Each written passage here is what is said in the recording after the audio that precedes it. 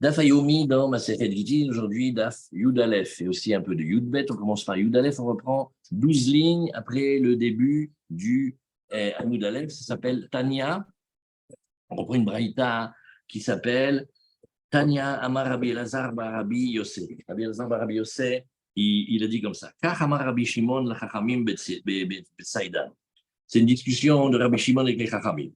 L'olin chliku Rabbi Akiva v'Chachamim, oui, al kol hashtarot haolim be'arkaot shel ovdei kochavim. Qu'est-ce que nous apprenons? Nous sommes dans une Mishnah, on voit que curieusement, les contrats qui ont été écrits, produits, signés et entendus dans les tribunaux des Goïm, alors ils ont une valeur dans certains cas. On peut les regarder comme des bons shtarot. Et pourquoi? Ça fait partie de la mitzvah des mitzvahs des Bnei Noach. Ils ont une mitzvah d'établir des tribunaux et de faire régner la justice. Alors maintenant, il y a des contrats qui ont été faits là-bas dans les tribunaux des Goïm. Chez Afalpi, chez Chotmehem, Ovdei Kochavim, quand bien même les signataires du contrat, c'est des idolâtres, ils sont quand même kshérim, ve'afilu gite nashim ve'shichure avadim, et là, on aurait un chidouche atsoum, c'est que même des guettes de femmes ou des papiers libératoires d'esclaves cananéens, ils sont quand même kshérim. On a vu deux conditions. Quand les noms des signataires, c'est sûr que c'est des noms goy. Comme on a vu hier une étude avec les Tosfot, c'est des noms particuliers, c'est sûr que c'est les goïms qui s'appellent comme ça, pas les juifs. Et on va d'après Rabbi Elazar qui tient que ce qui est le fondamental dans le guet, c'est de donner, c'est la transmission, ça s'appelle aider Messira Karté, c'est les témoins de transmission qui font la chaloute du din. Donc là, il n'y aurait pas de machloket. L'onichleku, et là, bisman shenasu be'ediot. Là, on aurait par exemple des papiers qui ont été faits, mais pas dans le tribunal des goïms, mais ils ont été faits devant quelqu'un, devant un goïm. Il ne fait pas partie du tribunal. Et la force de chez les goïms, c'est leurs tribunaux. Non, même si ce monsieur-là, il est capable, il connaît, etc., mais il n'a pas le statut d'un beddin. Et là, ça s'est fait sans les témoins de Messira, où là, Rabbi Akiva a marché. Il dit, et il dit pourquoi? Parce qu'il y a encore un autre principe, c'est qu'on va pouvoir les croire parce qu'ils ont trop peur de mentir. Parce que s'ils se font attraper dans le mensonge, ils risquent très gros. Donc, ce n'est pas qu'on veut tellement les croire, mais c'est qu'ils ont beaucoup trop à perdre si jamais ils se font attraper. Vachachamim poslim. Et les chachamim disent, mais non, pas du tout. Ce contrat-là, il est un contrat de preuve et on ne peut pas s'appuyer sur eux parce que de par nature ou par xeratakatou, on les considère comme avec une tendance à mentir très grande. Ou là, si jamais tu cumules, que les noms des témoins, ils sont 100% goy, et aussi que ça ait eu des témoins de transmission, qui sont de transmission juive, alors là, les chachamim, ils disent qu'ils sont cachers, même quand ils ont été faits, pas devant les tribunaux. Pourquoi? Parce que finalement, ce qu'on s'appuie, pas tellement sur l'élaboration du contrat, mais sur la transmission qu'ils ont été donnés par les juifs. Ben Shimon ben Gamiel Omer, Afilou Kshérim, et Rabban Shimon ben Gamiel dit un chidouche encore plus grand. Il dit ceux-là aussi, ils sont Kshérim. Et pourquoi? Quand bien même ça a été signé par des témoins goy, du moment qu'ils ont des noms, qui sont des noms qui ne portent pas à confusion, sont sûrement des noms d'idolâtres, Bimkom She'em Israël Chotmim. Aval Bimkom She Israël Chotmim, lo. Et on rajoute encore une autre halakha. Ça, c'est quand les goïms, par décret ou par habitude, comme ça là-bas, ils ne laissent pas les juifs signer. Ils veulent que tout passe par chez eux. Comme on connaît, tout ce qui touche les mariages, l'état civil, etc., c'est obligé de passer par chez eux. Et ils ne laissent pas les juifs signer ou faire quoi que ce soit là-bas. Alors, Béhémet, là maintenant, on sait très bien que ça ne peut pas être un juif, parce qu'on a rajouté une nouvelle notion. C'est qu'on dit, mais les signataires, mais c'est un pays où le juif n'a même pas le droit de s'approcher de signer là-bas. Donc les signataires, c'est sûr que c'est des goïms. Avalbim, comme chez Israël, Chotmim. Mais dans les endroits où, non, ça dépend. Des fois, c'est les goïms qui signent, mais ils n'ont pas quelque chose contre les juifs à les empêcher de signer. Là, on ne peut pas signer, on ne peut pas accepter des guitines qui ont été faits comme ça quand ils ont été signés par les goïms, même s'ils ont été faits dans leurs tribunaux, et même si les noms des goïms, même si les noms des goïms, ils sont tout à fait clairs que c'est des noms des goïms, il dit pourquoi? Parce que jamais, c'est rare. Il dit, sauf même, pardon, quand c'est des noms qui ont été faits avec des noms de goïm certains, il dit pourquoi, hein? Parce que si jamais on commence à permettre ces noms-là, regarde maintenant un juif, il fait, moi j'ai vu un guet, c'était signé, c'était fait dans les arcaotes, c'était fait comme ça. C'est trop dangereux qu'on puisse s'appuyer sur eux pour après accepter, pas dans le cas cachère. Donc il faut faire une xéra parce que c'est trop dangereux. On ne peut pas commencer à accepter une fois oui, une fois non. Alors la Gemara nous dit ici, attends, j'ai pas compris. Mais comment on peut, oui. Et là, oui. Comment ça se fait qu'on peut accepter comme ça des goïms alors qu'on n'a pas le droit d'accepter des juifs qui sont Mehal et Shabbat, etc., comme témoins? Non, alors dans ce cas-là, très bonne question. Ça sera le même tarif. Pourquoi? Parce que ce n'est pas par leur judéité qu'on les accepte. C'est parce qu'on sait que dans les tribunaux des ils sont, ces réglementaires, ils sont sérieux et personne ne prend sur lui le risque de se mettre à mal l'État. C'est comme si c'était comment on appelle ça, un billet. Qu'est-ce qui fait la force du billet? Tom Sofer, il dit la crainte de l'État.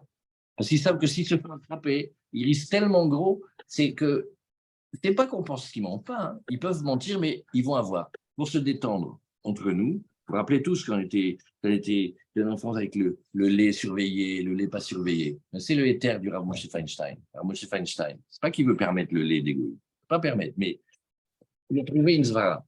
Il a dit, regarde, quand ils disent que c'est du lait de vache, fais-leur confiance. Parce qu'ils risquent tellement gros s'ils se font attraper et que dedans, ils trouvent d'autres laits qu'ils ne veulent pas abîmer leur crédibilité. Pas du tout parce qu'ils ne mentent pas. C'est des menteurs et on doit avoir peur d'eux. Le jeu n'en vaut pas la chandelle. Parce qu'ils se font attraper, c'est toute la coopérative qui est abîmée, etc. Donc, ce n'est pas pour un peu de lait de truie ou d'ânesse ou de va savoir quoi, ce qu'ils mettraient dedans. Ce type de svara, sur quoi il est basé?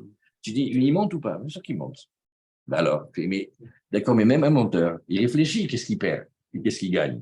Il va perdre plus que ce qu'il gagne. Alors, la crainte, et c'est pour ça que la Gemara nous dit une différence sur quand c'est fait dans les tribunaux d'égoïme ou pas. Parce que ce n'est pas par l'intelligence de ce juge et de sa tzidkout. C'est parce que quand c'est passé par les tribunaux, ça devient tout de suite pénal et ils risquent très, très gros. Donc, ils n'ont pas envie d'abîmer leur réputation pour rien. C'est une zvara qu'on utilise. Et nous, on utilise ça via bas, du coup. Oui, Kamouvan, très bonne question. Kamouvan, que quand on a des témoins juifs et que l'État y laisse le Beddin s'occuper des affaires de Gittin et de Kiddushin, et qu'ils savent qu'eux, ils ne peuvent pas rentrer dedans, voilà, c'est Bevadaï qu'on veut des témoins juifs et des témoins cachers. Mais là, à ce niveau-là, il n'y a rien à mis. Alors, la Gemara, elle te dit ici, ben, je n'ai pas compris alors. Makom Shem Israël Chotmim. Tu me dis, non, mais n'aie pas peur, c'est des endroits où la Birknal, ils ne laissent pas les Juifs signer dans les Gittin et les trucs. C'est bon. Donc, les témoins, c'est des goyim. Appuie-toi sur eux. La Gemara dit, mais pas du tout. On devrait faire Nami Lixor, on devrait interdire, de peur d'en arriver à Touma comme chez Israël Chotmim. Tu te rends compte? Il va y avoir des endroits où parfois ils laissent les Juifs s'occuper de leurs Gittin, parfois non. Et toi, tu veux me permettre quand ils ne permettent pas aux Juifs. Mais non, fais attention. Tu risques très facilement d'en arriver à un cas où il y aurait des témoins qui oui, peuvent signer. Alors la Gemara, elle nous dit, regarde, Sheba Bishma Machlif, Atra Beatra Lo Machlif. La Gemara dit non. Regarde, les gens peuvent se tromper sur les noms. Regardez jusqu'à aujourd'hui comment c'est presque incroyable comment vous avez des noms qui sont pour nous des noms juifs, qui sont des noms chez les goïms, et vous avez des noms des goïms qui sont aussi chez les juifs. Donc les noms, vraiment, il y a de quoi se tromper. Par contre, un endroit par rapport à un autre endroit, si par exemple en France, de l'époque du Moyen-Âge, ils ne permettaient pas, et en Navarre ou en Espagne, ils permettaient, les gens savent, ils disent, ce guet-là, il vient de là-bas. Là-bas, c'est sûr qu'il n'y a pas de juifs. Tandis qu'ici, il y a des juifs. Donc, ce n'est pas la peine de faire un décret parce que l'endroit, il parle lui-même. Par contre, les noms, c'est sûr que tu dois faire attention, on peut se tromper. Ravina Savar l'Archouré, Beknoufiata de Aramai. Alors, la Gemara, elle te dit, regarde, une fois Ravina, c'est la Chaver de Ravachil et la fin du Talmud, il a pensé permettre tous les contrats qui étaient faits Beknoufiata de Aramae, c'est-à-dire que quand les contrats ils sont faits, pas dans des tribunaux, mais de des endroits de réunion de goïm. Ça veut dire que c'est des endroits où il y a un monde fou, il y a plein de goïm. Ce n'est pas des tribunaux, Mais lui, il pensait que c'était aussi puissant. Amar le Rafram, Arkaot Tnan, il a dit non, non, non, regarde. C'est uniquement comme ça la force d'un tribunal. C'est pas parce qu'il y a beaucoup de monde et que ça va se savoir. C'est pas, tu fais des contrats, tu sais où? Quand il y a les foires, les grandes foires, les grands marchés. C'est le meilleur endroit en vérité. Parce que tu as les noms, tout le monde se connaît, tout le monde sait. Ça aussi, ça va. Il dit non, non. C'est parce que c'est des tribunaux. C'est parce qu'il y a une crainte. Comme il a dit le Khatam Sofer sur banknote, sur le billet. Le billet, c'est du papier. Alors pourquoi tu t'appuies dessus? Il fait parce que celui qui se fait attraper en train d'en fabriquer, en train de les magouiller, qu'est-ce qu'il risque? C'est marqué dans tous les billets, c'est marqué. En vérité, c'est comme si on manquait de respect au roi. La peine maximale. L'appel maximal, etc. C'est pas un bon. Comment on appelle ça? Faux. Les faux billets, c'est trop cher. Et sur ça qu'on s'appuie pour donner de la force. Parce que sinon, qu'est-ce que c'est? C'est un papier. Alors il dit non, non, c'est parce que c'est des tribunaux. Amarava, Haïshtara Pansaa, de Masrenihele, Beapesa de Israël, Magbinan Be, mi Behare. Maintenant, on va parler des contrats de prêt, des contrats de transaction. Un contrat, ça a une force. On n'a pas encore parlé, mais on va commencer, Bezrat Hashem. La force du shtar, elle est incroyable. D'abord, des fois, le shtar, c'est lui qui fait la réalisation. Des fois, le shtar, il est une preuve. Mais maintenant, quand il y a quelqu'un qui a prêté de l'argent, quand il a un papier, qu'est-ce qu'il gagne comme papier? C'est qu'avec le shtar, il peut encaisser même des biens hypothéqués. C'est-à-dire, il a prêté de l'argent à quelqu'un. La personne, dès qu'elle a reçu l'argent, qu'est-ce qu'elle a fait? Elle a vendu tous ses biens. Maintenant, ça arrive le moment de d'échéance, et il fait nous. Alors, qu'est-ce qui se passe avec le million? J'aurais bien mes 30, mais j'ai tout vendu. Alors, avec le shtar, qu'est-ce qu'il fait? Il va chez les acheteurs et il dit, tu as acheté un terrain qui m'est hypothéqué. Il est à moi le terrain maintenant. Maintenant, comme l'emprunteur ne peut pas payer, il vient et il sort l'acheteur et il récupère. Maintenant, des fois, il y a des shtarot qui sont très puissants comme ça, et des fois, il y a des shtarot qui sont moins puissants, mais tu peux quand même encaisser des biens libres. Tu as remarqué qu'il a des biens. Vite, vite, vite, vite, tu vas avec ce papier-là, tu le traînes, et parce qu'il a vendu, parce qu'il est déjà hypothéqué, mais les biens qui sont là, avec le papier, tu peux quand même les récupérer. C'est pas aussi fort qu'un shtar. Même s'il les a vendus, tu m'as dit. Non, les a vendus, ça s'appelle quand ils sont méchoirs. Ah, bah oui. Mais là, avec ce type de papier, il peut récupérer. Alors, qu'est-ce que c'est? On appelle Shtara Parsaa. C'est un shtar qui a été écrit en perse. Mais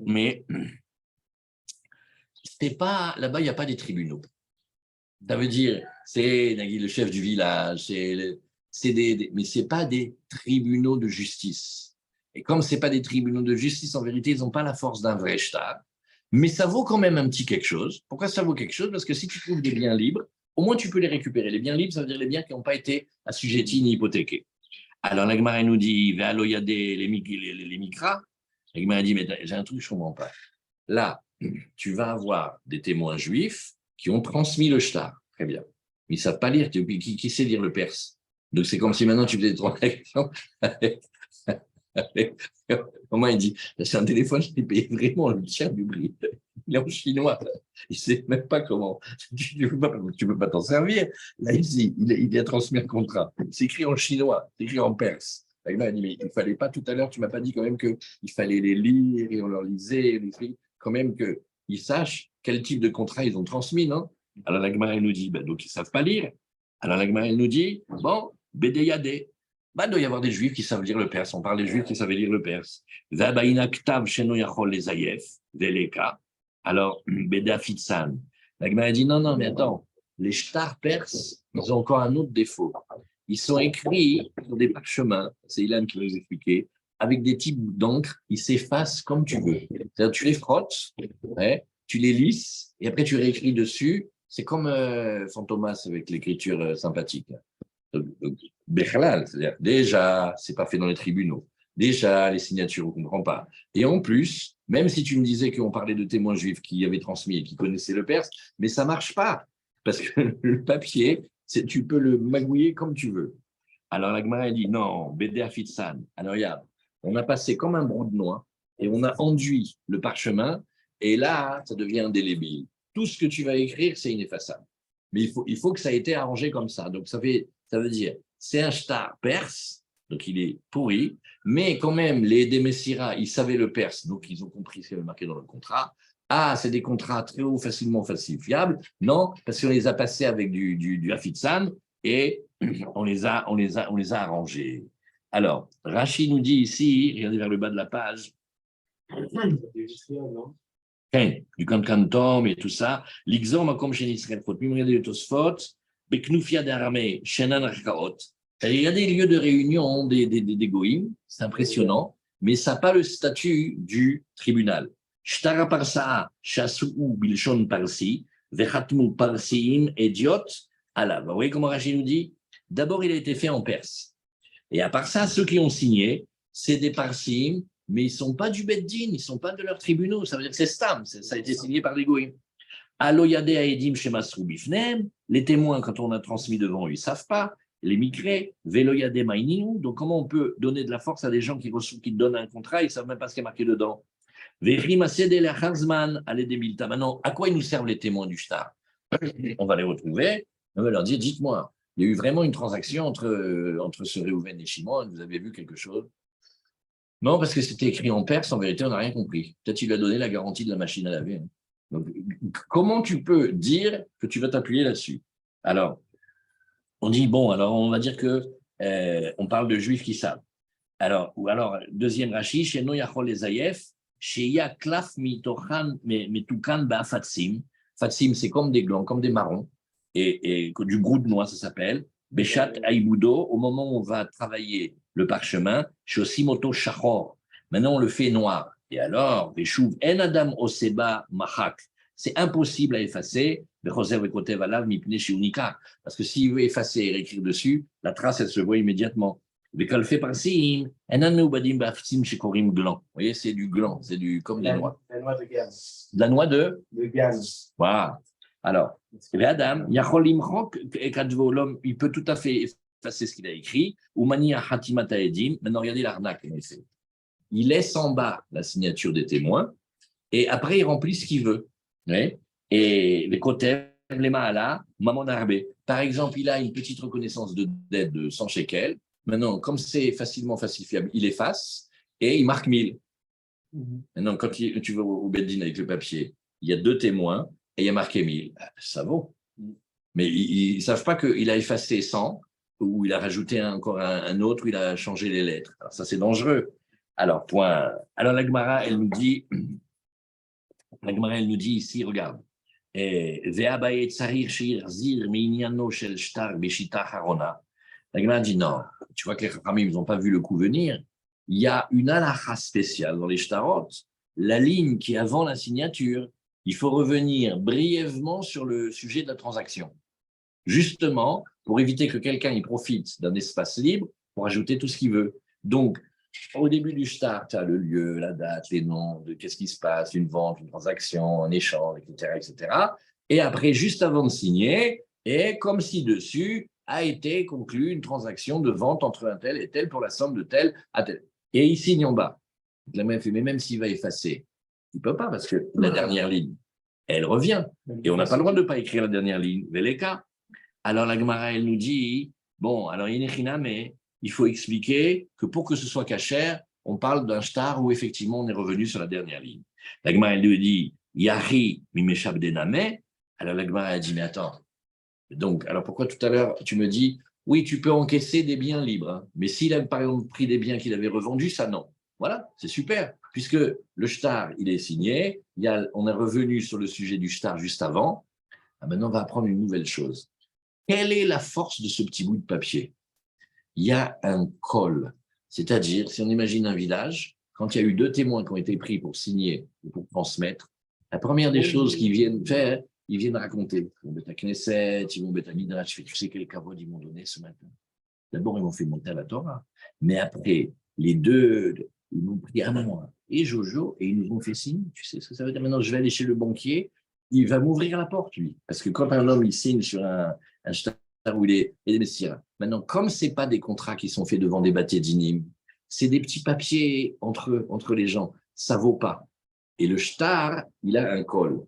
C'est d'ailleurs pour ça que ce col-là va faire que normalement, quand quelqu'un achète un bien, s'il n'a pas eu la jugeote de vérifier si son vendeur il n'était pas criblé de dettes, il ne peut pas venir dire après que mais c'est fou ça parce que je ne savais pas. Mais comment tu ne savais pas? Ça fait 1 an que tous les lundis et tous les jeudis, qu'est-ce que tu vois? Tu fais oh là là, celui-là il est venu, quel emprunt? Tu te rends compte, tu l'as emprunté pour 100 000 et l'autre. Maintenant, donc toi, comme s'il y a une rumeur et que la rumeur elle circule, ne dis pas que tu ne savais pas que ton vendeur il n'était pas criblé de dettes. Après, il vient et dit, c'est pas ce qui s'est passé. J'ai acheté les 2 pièces, là.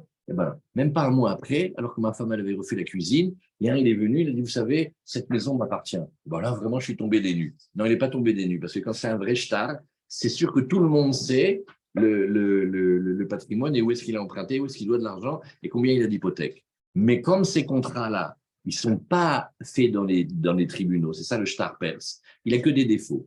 D'abord, il est avec des noms perses, avec des perses, c'est écrit en perse, personne ne comprend. Même si tu dis que tu comprends, de toute façon, c'est des papiers, tu peux les magouiller comme tu veux, comme l'encre sympathique. Et non, bon, on les a passés avec le brou de noix. Et la Gemara, elle demande, elle dit, mais sûrement pas. Si maintenant, il fallait revenir sur le sujet du contrat à la dernière ligne, ben voilà, on est revenu. Ben donc, alors tu devrais dire que c'est un vrai shtar magnifique. Tu l'as complètement rafistolé. Et maintenant, il est bien. Et tu devrais pouvoir prendre même des biens assujettis. On fait non.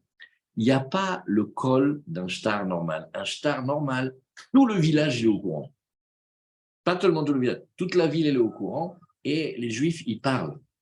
Ils parlent au mikvé, ils parlent à la chou, dans la chou, mais on sait ce qui s'est passé. Et sans avoir besoin de faire ni un audit, ni de regarder dans les trucs, on fait, tu connais un tel? Baruch Hashem, il n'a pas peur d'emprunter, hein, il a de l'aïmouna, celui-là. Il dit, pourquoi? La maison qui t'a vendue, il y a 5 créanciers sur lui. Et ce n'est pas des commodes. Donc, si tu achètes, sache que la semaine d'après, ils vont venir et dire, monsieur, cette maison, c'est l'hypothèque de la dette que j'avais avant qu'ils vous la vendent. Et donc, comme il manque le col, c'est ce que nous dit ici, regardez Rachi, let lekala, les fichen chotmim Israël. Et pourquoi il n'y a pas de col? Pourquoi il n'y a pas une rumeur? Mais parce que ce consigné, c'est des goïms. C'est pas comme chez nous. Nous, on a le téléphone juif, les nouvelles, elles vont très vite. Là, les goïms, ils vont parler chez eux, mais nous, comment on fait pour le savoir? Vous voyez? Des saadé, des khatime ashtara, inun manfik les kala. Les témoins même qui signent, c'est eux qui font sortir la rumeur. Ou le ficha arena loker nifsad, d'amar le loavayadana, de mishtabed lecha. Maintenant, l'acheteur, il ne perd pas. Pourquoi il dit, mais moi, je ne savais pas que c'était assujetti, ce bien-là. Et au Beperekbet, on va voir Bafiutet, Amrinan, Deichatme Ale Israël, Tarif Meshabde. Et dès que les témoins sont juifs, l'acheteur, il ne peut pas dire qu'il ne savait pas qu'il y avait des dettes sur le bien qu'il a acheté. Voilà, très bien. Alors voilà, on a vu ce passage-là. Baïmine Resh Lakish, Rabbi Yochanan, une colle, il a posé. Resh Lakish, Rabbi Yochanan, il a dit, jusqu'à la Mishnah, Edim Achotmim à la guette. Ushmotam kishmot ovde kochavim. Alors là, Mao, ça c'est une question, il y a des tonnes qui ont été écrites dessus, parce que les Juifs, bon, chez nous, il n'y a pas le nom de famille. C'est très, très nouveau le nom de famille. Et donc, il s'appelle Reuven, Ben Shimon, Dan, Ben Levi, etc. Petit à petit, les noms des Juifs, ils ont été d'après leur endroit ou d'après leur profession. Et donc, il y avait des noms et des signataires, mais on ne peut pas savoir. Parce que de la mare, ça peut vouloir dire qu'il habite à côté de la mare, ou ça peut dire qu'il vient de Mar Yosef, et tu ne peux pas savoir. Donc, il y a un nom, mais tu ne sais pas si ce nom-là, c'est un nom des Juifs ou des Goïms, parce qu'ils ont le même nom. Ouais. Et alors après, il y a eu plein de noms. Et après, il y a des Juifs qui ont changé les noms, pour toutes sortes de raisons, et ils ont pris les noms comme Les goïms. les Goïms. Et on se détend 2 minutes. Tu le vois, ça, chez les Arabes au Maghreb, il y a plein d'Arabes qui ont des prénoms juifs. Oui. Enfin, des prénoms juifs. Mais partout, c'est partout. Et ça devient après des enquêtes pas possibles. Alors, il y en a un, il s'appelle M. Katzman. Il dit, moi, c'est plus de problème de juif, ça y est. J'ai fait traduire mon nom, je suis tranquille. Comment tu fais? Je fais en français. Chat, l'homme. Katzman. Tu vois ce genre de... Mais c'est dingue les noms de la Rosa, tous les noms de fleurs en portugais, etc., des cabalos, des fois c'est des marades, c'est super compliqué. Alors maintenant les Dayanim, ils reçoivent un contrat. Ils n'ont pas reçu un contrat signé par Christian Delacroix. ils ont non, ça peut être juif, ça peut être goïm aussi. Alors, c'est ce que la Gemara nous dit ici. Qu'est-ce qu'on fait, Mao? Est-ce qu'on peut dire que, écoute, on va prendre quand même le guet, on va aller d'après Rabbi Lazare, on fait les témoins de transmission, et avec ça, la femme est considérée qu'elle est divorcée. Amar le loba le yadenu, ela lukus velus, veirshiru, vedafka lukus velus, de loshreche Israël de maske beshmateyu. Alors la Gemara, elle dit des noms de l'époque, elle dit, regarde, tu sais, nous, au Beddin, on n'a eu que, dans la question que tu poses, qu'un cas où il y avait des témoins, qui s'appelaient Lukus Velus. Et Veir Shirou, et Bémet, on a dit que le shtar, il était cachère avec les témoins de transmission, mais fais bien attention, c'est Dafka Lukus Velus, des l'autre Israël des masqués Beshmateyu. Il dit parce que, tu vois, de cette époque-là, tu ne trouves pas des juifs qui s'appellent Lukus, ni des juifs qui s'appellent Lous. Il n'y a pas. C'est vraiment des noms juifs. Si vous vous rappelez, à la fin de la Gemara Souka, il y a cette fille juive qui s'était mariée avec un officier. Elle est venue sur le misbéar, elle a chapé avec sa chaussure. Elle a dit Lukus, Lukus, Israël. Vous voyez? C'est-à-dire que le peu de judaïté qui restait, elle est venue alors qu'elle était mariée avec un goy, avec un officier, et elle a tapé avec la chaussure, elle a dit Lukus, Lukus. Ça, c'est une preuve. C'est pas un nom juif. Les juifs, ils s'appellent pas comme ça. C'est presque impossible. Alors, il dit Dafka, on parle de ce nom-là. Aval Shmata, Aharine, des Shriché Israël, des Masqué Beshmatayulo. Mais dès que tu n'as pas un nom typique goy, on n'a pas voulu permettre, parce que peut-être que c'était fait par on peut confondre et on peut se mélanger. Et Tiv et la Gemara nous dit, faire quoi, en fait si c'est le Lukus Velus. Alors, c'est sûr que c'est des schémas des goïms, et on va d'après des messiras, ni que d'après la transmission des témoins.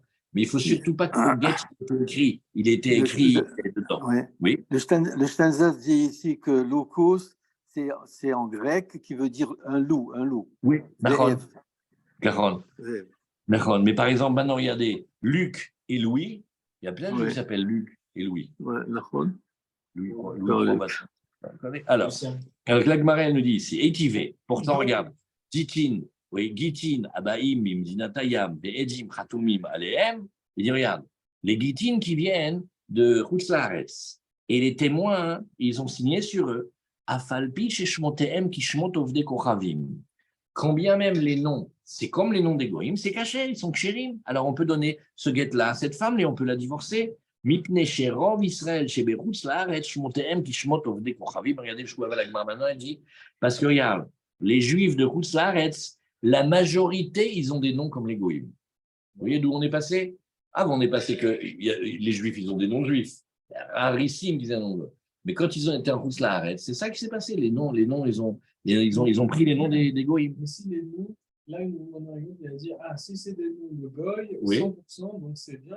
Enfin, on va pouvoir faire le coup d'avoir les témoins de Messira et on va cachériser. Oui. Alors, à plus forte raison, si c'est des noms qui ressemblent à des noms de juifs, il y a encore plus de raisons de dire que c'est caché. Non, parce que là-bas, on parle des schémas qui sont faits dans les archaot. Ça veut dire, n'oubliez pas, Rabbi Lazar, il te dit, on va d'après les témoins de transmission, mais quand le guet, il est sans témoin. Mais si dedans, il y a marqué des témoins et que ce n'est pas bon, alors le guet, il est abîmé. C'est-à-dire, en deux mots, Rabbi Lazar, il te fait, si tu vas d'après les témoins de transmission, fais que, bon, c'est un shtar neutre. Et on va que d'après la transmission. Mais si dedans, il y a marqué des noms et que ces noms, ils sont problématiques parce qu'on risque de les confondre, alors même les témoins de Messira, ils ne sont pas bons. Des fois, tu veux faire plus et tu abîmes. Un contrat sans beaucoup de choses marquées dessus, avec des témoins de Messira, c'est bien. Mais si on a rajouté des détails et que ces détails ils peuvent nous poser problème, alors même la Messira, elle n'est pas bonne. Alors, la Gemara nous a dit ici, bon, Atam, Kedekatane Tama, Mipne Sherov Israël, Shebechut Salaret, Shmotem, Kishmot Ovde Kochavim. Donc, la vérité, étant donné qu'ils ont beaucoup les noms comme les Goïm, donc on ne les considère pas comme des Juifs par rapport à notre halakha. Et ça, c'est quand il vient de Chutz Laaretz. Mais nous, on parlait d'un guet qui était en Israël. Et Bémet, une des caractéristiques des Juifs d'Israël, c'est qu'ils n'ont pas les noms comme les Goïm. C'était ça la différence. Ceux d'Israël, ils avaient des noms juifs. Et ceux qui étaient de Chutz Laaretz, ils avaient en majorité des noms comme les Goïm. Donc, quand maintenant, il y a des témoins qui signent sur le get et que tu vois des noms de goïm, qui ne sont pas des noms spécifiques des goïm, on a peur qu'ils soient des goïm. C'est pour ça qu'on abîme le get. Il faut être sûr que ce soit des juifs. Et certains ils ont présenté l'enseignement pas comme ça. Ils ont dit Kimatnita, Baemine, ou Pachatle, Mimatnita. Alors, lui, il avait posé la question des Gitin qui venaient de Chutz, pas qui viennent d'Israël, comme on a vu maintenant. Et Rabbi Yochanan, il lui a donné la réponse de notre Braïta, où on disait que, écoute, nous, on considère les témoins comme des juifs, on dit que le get, il est cachère. Il dit pourquoi? Parce que la majorité des noms d'Israélim de Chutz, ils sont comme le nom des Goïm. Voilà pour le din là-dessus. Et si vous regardez dans Ebenezer, Siman Kouf Lamed, regardez, Ebenezer Kouf Lamed. C'est quoi, c'est l'assimilation? Ouais. Kouf Lamed Zahin, regardez. Ça, c'est Botaguidin, c'est la partie la plus délicate d'étudier dans les Gitin. Kouf Lamed, Shemot Anashim. Et dans le Shulchan Aruch, vous avez quelques pages où ils ont pris quelques noms des Goïm et ils essaient de regarder si c'est des noms juifs ou pas. Et Shemot Nashim, alors Ziv Zahin, voilà, ici, regardez, dans le Shulchan Aruch est marqué.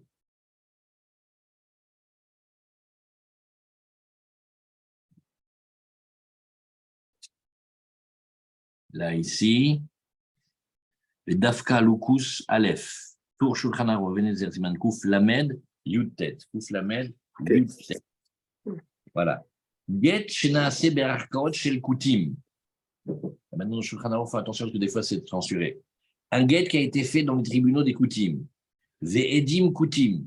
Pourquoi on a marqué Kutim? Parce que comme le Shulchan Aruch, il est lu par les, vous m'avez compris, ils vont encore nous faire des histoires. Donc on dit non, ça parle des Kutim, des peuplades d'avant. Et Stensas, il met goïm, carrément. Ouais, Bédiou. Le Rav Stensas, c'est le premier qui a rétabli les censures. Et il dit Ve'edim Kutim Chotmim Aleem. Donc il y a des Edim Goy. Afilou Katvo Israël, même si ça a été écrit par un juif, Benimsar, Bede Messira Israël, et ça a été écrit par le juif et transmis par les juifs. Veshemot Edim Akutim Achatumim Bo Muv'akim Venikarim Lakol Shem Kutim. Delekalemirash Dilma Atelemismach Aleu. Et là, les noms des goïms, c'est des noms, mais 100% pur beurre. Et donc, on voit bien que ce sont des goïms, il n'y a pas la peine de discuter. Delekalemirash Dilma Atelemismach Aleu, voilà la réponse à la vie. Et qu'est-ce qu'on a peur? On n'a pas peur de celui-là. On dit, tu commences à permettre celui-là, tu vas voir qu'est-ce que tu vas voir comme balagan, et on va s'appuyer sur des starots complètement tordus, et comme ça a été transmis par le juif, vous allez dire que c'est bon, alors que ce n'est pas vrai, il y a plein de cas où non. Afilou achi pasoul, malgré tout, c'est pas soul. Aval isha, chez Miri Fanenu Get, chez Nigasha Bolina Sebo, ou Shmot Aedim, et Shmot Kutim. Alors on dit, regarde, deuxième cas, maintenant il y a une femme, elle amène un get devant elle, et elle a été divorcée avec ce get. Et maintenant, elle veut se remarier. On est déjà bien après. Alors, et les noms des témoins, ils sont comme les noms des goïms. Imem Shemot Shen Der Israël Ikrot Baem Klal Tinasebo Shevada Israël Em Sheloayu et Toim Me Michatme Aget Le Chatimam Shemot Kaelu Imlo Sheyadu She Israelim Em. Alors maintenant, paradoxalement, plus le nom il est super goy et plus tu vois que le get il a été signé, transmis et donné, ça veut dire qu'ils ont déjà vérifié. Et il s'avère qu'ils ont évité toutes les erreurs. Même chez moi, chez Dom, ça t'est chez moi Israël. Mais si c'est des noms que tu penses que ça peut quand même ressembler un peu à des noms juifs, Anshinan, Shema, Taou, Machatme Aget, chez Savrou, chez Israël, là tu dois avoir peur. Parce que peut-être que ceux qui ont signé, ils ont dit ah ouais, ce nom c'est juif, c'est bon. Et en vérité, non, c'était des goïms. Ils n'ont pas vérifié assez. Et ou Shema, ou Tim M, Vélotina, c'est beau, peut-être c'était des goïms, il ne faut pas se marier avec. Aujourd'hui, on ferme beaucoup plus le robinet dans tous ces dynimes-là. On veut les témoins, on les vérifie, mais des fois, ça, maintenant je vous raconte pour qu'on se détende, il y avait les frères Fischer, les 3 frères Fischer. Un, il habitait ici à Batemunkach. Non, il venait de Hongrie. C'était des Talmidei Chachamim Atzumim. Et une fois, une femme russe qui arrivait avec un papier, une espèce de photocopie de guet, on ne comprenait rien du tout. Et le nom, c'était un nom comme Schweppes, tu vois, une consonne et 10 lettres, un nom comme ça, personne ne comprenait ce nom, on ne savait pas ce que c'était. Fischer, il a dit, prenez le livre Shemot Hagitin, qui se trouve sur telle étagère, dans telle bibliothèque, Ils ont été voir. Ils ont trouvé un livre plein de poussière qui n'a pas été ouvert depuis. Et Inechiname, il y avait ce nom-là, que c'était le diminutif d'un nom, mais qui c'était un nom juif. Donc ils ont rendu Kacher le guet. Ils lui ont demandé, mais comment, d'où le sais-tu? Il n'y a personne qui a ouvert ce livre. Il était petit. Quand il est arrivé en Eretz Israël, telle année, il a été posé sur cette bibliothèque. Je l'ai ouvert, je l'ai appris par cœur et je l'ai reposé. Là, c'était cher. Maintenant, une autre blague pour vous détendre. Un journaliste qui a été les voir, il a dit, mais vous êtes les tontons de Bobby Fischer. C'est incroyable. Vous êtes les oncles du champion du monde des échecs. Alors, ça vaut même pas un Tosfot Beyoun. Voilà.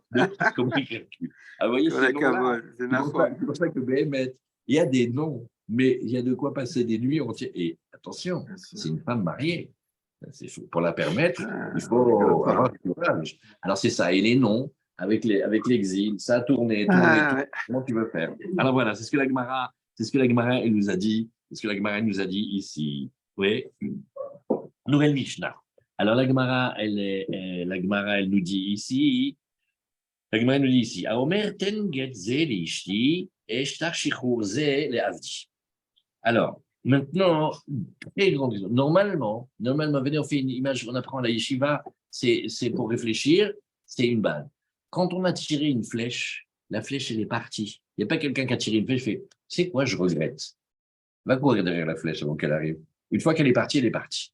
Donc, normalement, quand on a pris un chariard et on l'a mandaté pour qu'il aille apporter un papier à quelqu'un, ça y est. La question est, oui, mais si avant qu'il arrive, parce qu'il va moins vite que la flèche, il veut changer d'avis, il peut ou pas? Est-ce que quand tu as nommé un chariard, ou est-ce que tu dis non, je veux le retenir. Avec le téléphone maintenant, avec le Nayad, il peut l'appeler au téléphone, il dit surtout ne va pas jusqu'au bout. Maintenant, c'est plus facile. Mais la Sheila, est-ce que l'envoyé, il va l'écouter une fois qu'il l'a envoyé dans la mission? Alors on dit ici comme ça. Il y a un grand clan, ça faut bien écouter. Ça s'appelle, quand on vient et on va être bénéficiaire pour quelqu'un, regardez en français, bénéficiaire, faire du bien. Ça s'appelle Zachin. On va tabler que la personne, elle est contente, heureuse et satisfaite de recevoir cette chose. Maintenant, sinon, c'est sûr qu'il faut lui demander l'avis avant de prendre la responsabilité d'encaisser ou d'être bénéficiaire pour lui, ou de signer pour lui, de recevoir pour lui. Alors, ça s'appelle, dans tout le chat, ça s'appelle Zachin l'Adam Shelo Befanam. Quand c'est pour donner un mérite à quelqu'un, pour lui donner quelque chose, que c'est un avantage pour lui, alors on peut le faire sans lui dire. Parce que ça s'appelle qu'on lui fait un zrout. Mais pas un chov. On peut pas le mettre en situation qui va lui faire perdre quelque chose. Alors la Gemara, elle nous dit ici, il y a quelqu'un qui a fait quelque chose pour un autre, et on veut savoir s'il faut le mettre au courant. Et la Sheila, il ne l'a pas mandaté. Alors, qu'est-ce qu'on a vu comme exemple? Par exemple, tu vois qu'il y a ton voisin, il a un champ. Il y a beaucoup de gens de sa famille qui rentrent dans le champ, ils viennent, ils mangent, etc. Mais monsieur, il n'a pas pris encore la trouma pour le Kohen, ni le maaser pour le Lévi. Maintenant, quand quelqu'un rentre, les gens, ils vont faire des fautes. Alors, toi, qu'est-ce que tu fais? Tu vas chez ton voisin et tu prends trouma, maaser, on va le mettre de côté. Comme ça, si jamais quelqu'un, ses enfants, ses petits-enfants, ou ses cousins, ou ses tontons, ils viennent, c'est un srout. Mais d'un autre côté, tu lui as pris les plus beaux fruits. Et lui, il vient, il fait, mais de quoi tu te mêles? Pourquoi tu te mêles? Mais moi, je ne fais pas les fruits comme ça. Il m'a pris les plus beaux. Moi, je prends les moyens. Je paye les impôts, je ne suis pas obligé de donner le plus beau. Toi, tu dis, oui, mais c'est une grande mise. Non, tu ne te mêles pas de ma vie si je fais des belles mises au pas. Mais moi, je ne suis pas d'accord. Waouh. Tormim, chez l'Obéfana. D'un côté, c'est bien, on enlève l'huile sur Tevel, mais de l'autre côté, peut-être tu as pris le plus beau. Toutes ces choses-là, il faut demander. Un autre exemple qu'on étudie, pour réfléchir, pour ouvrir la tête, des gens qui n'aiment pas les cadeaux. Ça s'appelle sonner maintenant tirier. Alors, pour tout le monde, ce cadeau, c'est très bien. Et lui, il ne veut pas recevoir de cadeau. Alors, il dit, oui, mais c'est un avantage pour lui. Mais non. Ou alors, un troisième exemple, quelqu'un, il vit dans le seuil de pauvreté. Il est juste. Mais Baruch Hashem, il peut manger la soupe populaire toutes les semaines, il est dans aucun impôt, etc. Il y a un devant tout le monde, il lui donne une somme. Maintenant, à cause de ça, il passe dans la catégorie supérieure. Toutes ces aides, il les perd. Todarabah, quel cadeau. Vraiment, Todaraba. T'appelles un hôtel Ani, les prothèses ou Rachar. Donc, il faut vérifier à chaque fois si c'est un avantage ou pas. Quatrième exemple. On prend un esclave qui n'en est un. On va le libérer. Wow, il va devenir un Ben Israël, un juif avec de la lumière et de la Torah. Alors, on ne te dit rien. Quand il est gosse, oui. Quand il est grand, qu'il a déjà goûté le goût des servantes et la efkerout du znout, c'est pas du tout un cadeau pour lui de le rendre juif. Parce qu'il faut qu'il épouse la femme et il y a la nida, il y a tout ce que tu veux, c'est balagan gadol. Donc, il faut que tu regardes, est-ce que c'est un avantage pour lui ou est-ce que c'est une charge pour lui? Est-ce qu'il peut le libérer sans le rendre juif? Non. Dès qu'il est libre, ça y est, il est devenu. Alors, s'il veut libérer, Ouais. il a le droit de libérer, s'il veut, non? Non, on n'a pas le droit de libérer un esclave cananéen, mais la Gemara veut savoir si toi tu peux te mêler et lui apporter le papier de libération sans lui demander, sans avoir été mandaté. C'est Baya, peut-être c'est pas une charge. Pareil, une femme. Alors, c'est ça la grande question. Une femme, en général, quand elle est divorcée, elle est chassée de chez elle, elle perd tout. C'est très, très dur pour elle. Pas parce qu'aujourd'hui, elle te dit c'est super d'être libre. C'est-à-dire, elle se retrouve seule. Il n'y a personne qui la défend, personne qui la nourrit, personne qui la protège, et personne qui s'occupe d'elle. Alors, est-ce que c'est une charge pour elle ou est-ce que c'est un avantage pour elle? Parce qu'elle gagne la ketouba quand même. Ken, il faut qu'elle réussisse. Nagid. Mais est-ce qu'une ketouba, ça vaut d'être mariée? Alors, regarde. Donc, la Gemara, elle te dit ici, ouais, la Gemara, elle nous dit ici, il y a des sujets dans lesquels c'est barour que quelqu'un veut que l'autre il devienne son envoyé, même s'il n'a pas mandaté. Comme à l'époque, il fallait signer le reçu de la loterie. Maintenant, le voisin, il vient, et le voisin, il fait, tu sais, comme tu n'étais pas là, et que je n'ai pas osé faire sans te demander, je ne t'ai pas signé pour le million. Je te crois pas, c'est une blague que tu m'as fait. J'aurais bien faire. Je voyais bien faire, voilà. Alors, le je voyais bien faire, c'est ça. C'est un ennemi, ami. Tu vois? Alors, par contre, quand c'est évidemment un rov, il avait disparu des impôts d'égoïsme. Personne ne savait où il est. Et l'autre, il vient, ah ben bon, je le connais très bien, c'est mon voisin, c'est dingue. Il habite juste là, il rentrera ce soir. Ben, si vous voulez, je vous signe l'accusé de réception. Ça y est. Donc là, c'est sûr qu'il ne veut pas. Il y a des cas intermédiaires, il faut réfléchir. Alors, la Gemara, elle dit ici, regarde, Omer ten get zelishri, donnez ce get-là à sa femme, shtar shichur zeleavdi, et cet acte libératoire d'un esclave kenana, mon esclave, imrat salarzor, oui, beshne em yarzor, divrei Rabbi Meir. Eh bien, tant que le chaliar, il n'a pas donné dans la main le guet à la femme ou le papier à l'esclave, eh ben, il a le droit de changer d'avis et de dire, si j'arrive à l'attraper à son envoyé, fait, tu sais quoi, laisse-la, je la garde, ou laisse-le, je le garde. Oui, mais tu m'as envoyé, on va s'arranger, laisse, ne donne pas. Oui. Pourquoi? Parce que, qu'est-ce qu'on va dire? On va dire que si c'était un avantage pour la femme et pour l'esclave, dès que c'est rentré dans la main du chaliard, le monsieur ne peut plus changer d'avis, le mari ou le maître. Ça y est, c'est déjà comme si c'était dans sa poche. Mais comme ce n'est pas un avantage, mais que c'est une charge et une perte, alors tant que ce n'est pas arrivé dans la main, on peut changer d'avis. Voilà l'explication de la Mishnah. Parce que c'est le chaliard de l'envoyeur. Ouais. Alors c'est comme s'il l'a dans sa propre poche à lui. Non. Tant qu'il ne lui a pas donné, il n'a pas encore cassé un rove. Ça reste encore dans la main du propriétaire. Alors que si c'est un avantage, dès que c'est arrivé dans la main de celui qui est chargé pour le bénéficiaire, hop, ça y est, ça a déjà été fait. Non. Guité Nashim, oui, le mari peut changer d'avis, parce que Béhémet, c'est une charge, c'est une perte pour la femme, tandis que Avallo Beshichou Avadim, pas dans les esclaves. Les fiches Zachin la dame chez l'Obefanav, Ve'en Chavin la dame chez l'Obefanav, et là il explique. Béhémet, le chaliar, il peut directement bénéficier du contrat de libération pour l'esclave, même s'il n'en est pas au courant, parce que c'est une liberté, c'est un avantage pour lui. Un homme prisonnier, quand il devient libre, il n'y a pas un plus grand cadeau. Et Mimela, le propriétaire, il ne peut plus changer d'avis. Mais et donc, dans le guet de la femme, non, parce que tant qu'elle n'a pas reçu le guet, elle est une femme mariée. C'est un avantage. Elle a un statut, elle a quelque chose, il y a quelqu'un qui s'occupe d'elle. Tandis que quand il va la divorcer, elle va se retrouver toute seule. Et nous, on va tenir que c'est un rove. Alors, la Gemara nous dit, chez Imirtse, chez Lolazun et Avdo, Rachai. Ah, chez Lola Zunet Ishto et Noracha. Et la Gemara, elle s'occupe à un point. La Gemara, elle dit, regarde, un homme veut ne pas nourrir son esclave, il a le droit. Ouais. Parce que quand l'esclave il va être libéré, il perd rien. Pourquoi il perd rien? Il fait, mais si, le maître, il me donne à manger. Rien du tout. Si le maître, il veut te dire, tu travailles et je ne te donne pas à manger, il peut. Pourquoi? Parce qu'on s'appuie sur la bonté des bénis Israël. Si le maître, il ne veut pas donner à l'esclave, le Kénanin, il va aller pleurer chez les voisins et tout le monde va donner un petit peu de Shabbat.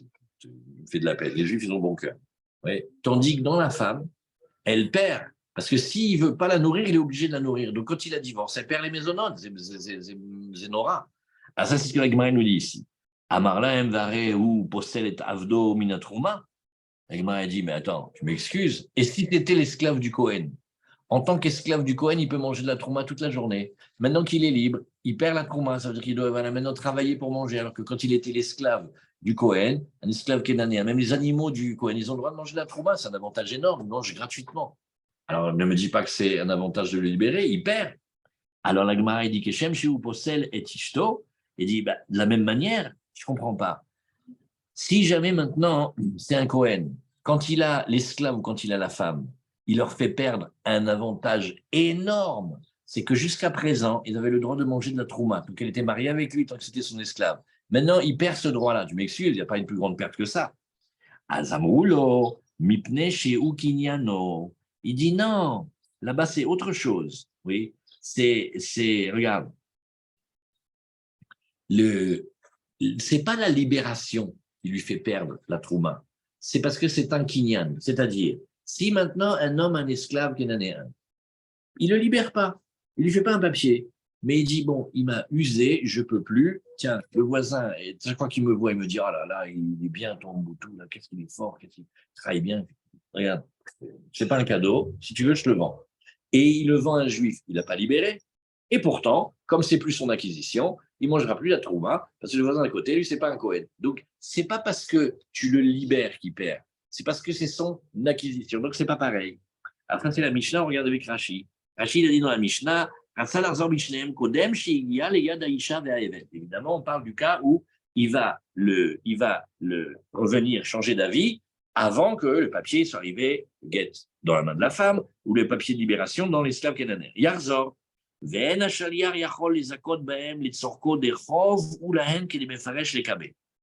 Maintenant, regardez la scène. La femme, elle entend qu'il y a le chaliar. Elle dit, vous savez, je vais vous faire une bracha à la synagogue, je vais vous faire un gâteau. Parce que vous savez pas ce que j'ai souffert avec cet homme, je suis vraiment content que vous m'apportiez le papier. Il fait, attendez, madame, tant que je ne vous l'ai pas donné dans la main, si je reçois un téléphone de votre mari, je ne vous le donne pas. Donc, elle dit, non, mais pour moi, ce n'est pas du tout un désavantage, au contraire, c'est une liberté de rien. Ce n'est pas vous qui décidez. Et Khamim, ils savent qu'il s'appelle un chov ou pas. Donc, tant que ce n'est pas arrivé dans sa main, l'envoyeur, il peut changer d'avis. Idem pour l'esclave canadien, ça s'appelle les chov. אבל לא בשחרור, שזכין לו וזכה בהם השליח לצורכו, שאם ירצה שלא לזון את עבדו רשאי, יילקח כי משחרר לא מפסיד למזונות דבלאו חינמי, יביה לא זין לה. L'esclave kénanéen, quand il est libéré, tu ne vas pas dire qu'il a perdu à manger. Pourquoi? Parce que même quand il était chez le maître, s'il veut, ne le nourrit pas. Donc, ça ne s'appelle pas qu'il a perdu quelque chose. Pourquoi juste il ne doit pas le nourrir? Non, ce n'est pas qu'il ne doit pas le nourrir, c'est que s'il veut, il ne le nourrit pas. Pourquoi il a le choix là-dessus? Parce qu'il peut lui dire, c'est marqué dans la Gemara, tu travailles et je ne te nourris pas. C'est pas une mitzvah dans l'État que le maître qui doit prendre son serviteur. Non, c'est vrai, tu as raison. Mais c'est des dynimes de l'Echatrila, c'est quand tu manges, tu lui donnes à manger. Mais on a le droit de dire, tu travailles et tu te débrouilles pour te nourrir. Pourquoi? Parce qu'ils sont feignants, les esclaves kénanéens, et ils sont toute la journée en train de traîner chez tout le monde. Ouais. C'est comme l'Avdi, mais si quelqu'un a un chien, t'inquiète pas, il ne va pas manger de faim. Il va piquer une saucisse sur celui-là, il va manger le reste de celui-là. T'inquiète pas, il est Messoudar. Parce que les Juifs, ils s'occupent, ils ont beaucoup cœur. Donc, s'il veut dire comme ça, il peut. Donc, puisqu'il peut dire comme ça, tu ne vas pas dire que l'esclave, il perd. Par contre, Aval Shelo Lazunet Ishto et no Rachai, il car qui megaresh la mafsid la maisonnée. Donc, la Gemara, elle dit, c'est un chov pour une femme d'être divorcée parce qu'elle perd les maisonnotes que son mari doit lui donner tous les jours. Et ça, c'est incontournable. Galo, ou possède et avdo bagetze, minatrouma, al machov ou lo, amroulo, mipne, chez Ukinyano, Hayde mifsil begita minatruma mipne sheu kinyano de Kohen adarshav vechi meshacher le lav kinyanahu. Begmara mefaresh ma'ikama. La Gemara va expliquer, comme on a dit. On prend là maintenant le début de la Gemara. Yetiv Ravuna Rav Yitzchak Bar Yosef Kamed Rav Yeremia veyativ Yeremia vekamed amnem. Alors ça, c'est des scènes extra. Il y a un maître, il somnole. C'est pas qu'il dort. Il est nim vélonim tir vélotir, ça veut dire il a les yeux fermés, il a l'air endormi, mais après il se rappelle ce qui a été dit devant lui. Donc, sur le moment, les élèves vont se donner à cœur joie, ils vont piler, ils vont dire des halachot, et après en général le maître il se réveille et il fait n'importe quoi et il va corriger. En général c'est comme ça. Alors veyativ Ravuna vekamar shmamina miderabanan atofes le baal chov kana. Alors qu'est-ce qu'ils font les élèves? Ils disent waouh, moi j'ai un ridouche de folie. Atofes le baal chov. Mais maintenant, imagine quelqu'un, il vient, il se mêle. Il a un copain, il s'appelle Réhouven. Et il y a un bonhomme, il s'appelle Shimon. Maintenant, Shimon, il a emprunté de l'argent à son ami Réhouven et il fait le mauvais payeur. Attends, machin, etc. Qu'est-ce qu'il fait le troisième, celui qui vient, il se mêle? Il prend des affaires à Shimon et il les garde en profit de Réhouven. Il s'est mêlé. Encore un qui se mêle. C'est-à-dire Zéba et Balagan. Parce que maintenant, Shimon, il fait, mais qui tu es, toi, pour prendre mes affaires? Il fait, oui, mais tu dois de l'argent à mon copain Réhouven. Il fait, pourquoi toi, tu es Dieu, tu es le Beddin, toi, que tu te mêles? Alors, Sheila, elle veut savoir, cette fille-là, est-ce que le Beddin, il fait, vous n'avez pas à toucher ces biens, vous les remettez là où vous étiez? On va dire, maintenant qu'ils sont dans sa main, et qu'il a fait un avantage à Réhouven, parce que Réhouven, il n'arrêtait pas de pleurer, il fait, te rends compte, Shimon, il est parti, il n'a pas un radis, qu'est-ce que je vais faire? D'autres gens me demandent, qu'est-ce que je vais faire? J'ai besoin de cet argent. Sarah Cole, il n'est pas mécontent que Shimon, il se soit mêlé et il ait bloqué l'argent en sa faveur. Chez la Gdola, il y a une question sur Réhouven, une sur Shimon et une sur Lévi qui s'est mêlé. Alors, va filou bimkom chez Ravle Acherim. Seulement la Gemara, elle dit, oui, mais attends. Quand il fait un avantage à son ami, eh bien, mais qu'est-ce qui se passe s'il bloque en même temps d'autres personnes à qui il devait? Parce qu'imagine maintenant que Shimon, il avait plusieurs créanciers. Toi, tu as des créanciers, tu fais, bon, on va s'arranger. Donc, il est venu Lévi et il a pris de chez Shimon en faveur de Réhouven. Toi, tu dis à Shimon, tu es très gentil, mais en avantageant ton ami, moi, tu m'enlèves le lieu de mon paiement parce que maintenant, quand je vais vouloir prendre de chez lui, il n'y a plus rien, tu l'as tout pris. Alors, qu'est-ce que je fais? Ça veut dire, est-ce qu'on a le droit de faire un avantage à quelqu'un quand on fait perdre d'autres? Venez pour se détendre, il y a la question, on peut passer des heures dessus. Quand on est en train de faire la queue sur le COP, ouais, maintenant, il y a 10 personnes qui attendent. Mais toi, tu arrives, il y a ton copain qui fait « Ah, je pas et tout. » Il a juste deux boîtes de pois chiches. Je le fais passer avant moi. Quel sadique, quelle balle recette, d'accord. Mais il y en a 8 derrière. Je dis, hey, oh, on était là avant. Ça va. Ça s'appelle que tu fais du bien à quelqu'un, mais sur le dos des autres. Est-ce que tu as le droit de faire ça? Est-ce que tu as le droit de faire ça? Chez l'Agdola. Alors, la Gemara, maintenant, ça, c'est les élèves. Regardez comment ils sont forts, les élèves. De la phrase de la Mishnah, ils ont pile poulé. Ils ont été Mévin Davar, Mitor Davar. Ils veulent dire un fidouche. Et ils ont dit, alors il a dit, Atofes li Balchov, Kana, Amar le Rav Yitzchak Bar Yosef, Afilu bimkom shechav le Acherim, Amar le'in. Alors, son ami de la Chavrota, il lui fait, je veux bien, mais pas quand il fait perdre d'autres. Alors, Adeachi, oui, Itar Baou Rabbi Yeremia. Et Rabbi Yeremia, il s'est réveillé de son demi-sommeil et il leur dit à Marléou Dardeke, il dit, bande de petits gosses que vous êtes. Ce n'est pas encore étudié comme il faut, hein? Des déductions, mais Achi Amar Rabbi Yochanan, Atofes et Balchov, Bimkom Shechav le Acherim Lokana. Celui qui prend quelque chose pour un créancier, oui, et il se mêle, il va chez l'emprunteur, celui qui doit, il prend quelque chose pour le bloquer au service de son ami le créancier, et il dit Lokana, ça ne marche pas, il n'y a pas d'acquisition. Vim Tomar Mishnatenu, Kola Omertnu, Keomer Zahudame. Et si tu dis la Mishnah, ou quand il a dit donner un guet, alors il dit non, parce que quand il dit le mot nous, ça veut dire comme s'il avait dit Zahudame, allez prendre possession en sa faveur. Donc tu n'as pas une preuve de la Mishnah. La Gemara dit non, mais cette histoire d'aider quelqu'un, de prendre un bien pour l'aider, on le fait très souvent, vous ne pouvez pas vous imaginer comment c'est courant cette question-là, pour aider quelqu'un, Detna Micheliket et Tapea. Ve'amar Arizou les plouni ani. Regardez, ça, ce cas, comment il est extraordinaire. Normalement, la Torah en Eretz Israël, elle a dit, quand tu as un champ, tu laisses les coins du champ. Tu laisses le leket, tu laisses la shira, plein de choses que tu laisses dans le champ en faveur des pauvres. Égal, les pauvres, ils viennent tout seuls et ils prennent. Maintenant, il y en a un, il a décidé, non, mais parce que tu sais, le pauvre, là, tel, avec sa femme et tout ça, je prends, moi, le leket, la shira, la PA, et je le garde pour le pauvre. Ok. Joe le tzaddik, Ouais. il fait du bien. Il dit, mais lui, quand il a pris, il n'est pas pauvre. Maintenant, si, quand il n'avait pas pris, il y avait d'autres pauvres qui étaient venus, Ouais. ils auraient pris. Donc, il les bloque. C'est-à-dire, il s'est mêlé, là. Donc, si c'est un pauvre qui prend par notre pauvre, ça marcherait. Non, pas non plus. Alors, Rabbi Eliezer Omer, Zachalo v'chachamim omrim yitnenu le'ani animsa rishon. Alors, Rabbi Eliezer, il dit, Hazak, il a été zoré. Le Hani, il n'y a pas besoin qu'il le nomme mandataire, parce que chaque Hani, il dit, ah ben moi j'aurais bien aimé que quand il y avait le partage là, de Kimcha des Pissra, tu arrives en retard et il n'y avait pas eu des matzot. Si toi tu avais été et tu avais bloqué le paquet de matzot, vraiment je t'aurais béni. Hein. Oui, mais je ne t'ai pas nommé mandataire. Mais tu n'as pas besoin que je te nomme mandataire. C'est évident que je suis d'accord. Il m'a dit d'accord. Mais Chachamim, qu'est-ce qu'il dit? Non. Le paquet de matzot, le premier pauvre qui arrive maintenant, il est à lui, tu lui donnes. Tu ne peux pas bloquer le paquet pour celui qui va venir après. Pour prendre l'exemple du supermarché, l'idéal, c'est celui qui cède sa place, passe derrière la queue, en fin de queue. Okay. C'est logique. Okay. Mais personne ne fait ça. Plutôt que laisser sa place à Bisroutma et ceux qui sont derrière, ça rajoute une personne. Tu sais, celui qui laisse son fils ou sa femme avec un genre trois trucs. Ah ouais, alors ça, c'est la meilleure. Il y a la femme, le fils et 3 yaourts dans le caddie. Et après, il arrive. Alors, Animsa Rishon, Amar Amimar, Vitimar Papa, doucement. Dilma Lori, non, peut-être que c'est pas comme ça. Atkan, Loka Amar Rabbi Eliezer Atam, et la de Migo de Iba et Mafker Lehu le Nirse, Zave Ani Vechazele, ou Migo de Zachele le Nafshe, Zachele Chavre, Avalachalo. Maintenant, la Gemara dit Zvaratsuma.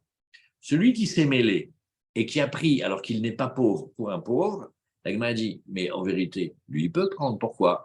Parce que s'il vient et il rend tous ses biens Efker, il dit, moi, je veux plus tous mes biens. Efker, celui qui veut les prendre, il devient un Hani. Donc, comme lui-même, il peut en potentiel devenir un Hani, quand il a pris en tant que Hani, il a le droit, après, il peut donner à qui il veut. Tandis que dans le cas de celui qui prend des objets pour couvrir la dette et l'emprunt qu'il a fait vis-à-vis de son copain, là, il n'y a pas cette zvara-là. Et aussi, et là, dirtiv, veleket ketsirecha lotelaket le'ani velager ta'azov otam. Vous voyez, il y a marqué lotelaket, virgule, le'ani velager ta'azov otam. Comme il y a marqué, comme ça collé dans les psukim, on dit lotelaket lo le'ani. Tu n'as pas le droit de prendre, oui, pour le ani, c'est-à-dire que le riche, il n'a pas le droit de prendre la PA pour lui parce qu'il veut la donner au ani. Aval acha, mais ici, dans le cas de Tofes et Baalchov, on ne dit pas comme ça. Lo. Le Rabbi Eliezer aïlo telaket mayavidle, mi bayele, le azir le ani, al shelo. C'est pour nous dire ici que même un pauvre, qui a un champ, mais il est pauvre, lui aussi, il doit laisser la PA et le leket et le shikha. Et la shikha, comme on a vu, qu'un ani lui-même, il doit aussi donner la tzaka de ce qu'il reçoit. Voilà, on est